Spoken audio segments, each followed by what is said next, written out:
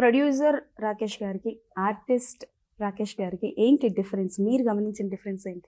యాక్టర్గా ఉన్నప్పుడు జస్ట్ ఆ క్యారెక్టర్ గురించి ఆలోచిస్తామండి. ఇంకా దాని గురించి పెద్దగా మనకి ఇంకా ఆలోచించక్కర్లేదు. ప్రొడ్యూసర్ అనేసరికి ప్రతిదీ ఇంకా అట్లీస్ట్ తెలియాలి అసలు ఏమవుతుందా అనేది.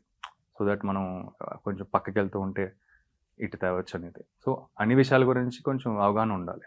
ఓకే, అన్ని విషయాల గురించి ఆలోచించడం మొదలెట్టారు. అప్పుడు ప్రొడ్యూసర్ కష్టాలు ఏంటో తెలిసింది. ఓకే, ఎప్పుడైనా తిట్టుకోవడం జరిగిందా? యాజ్ అన్ ఆర్టిస్ట్ గా ఉన్నప్పుడు ప్రొడ్యూసర్ పేరు చెప్పాల్సిన అవసరం లేదు.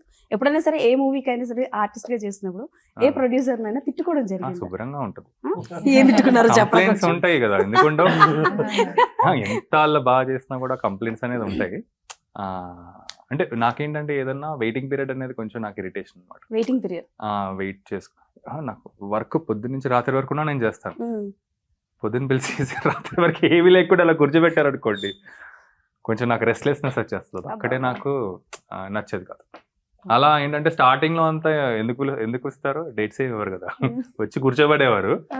కూర్చోమని ఎప్పుడైతే షార్ట్ ఉంటుందో సరదాగా ఏ సినిమాలకు చెప్తారు? వద్దులే ఆయన భలే వద్దులే అని అంట. ఓకే.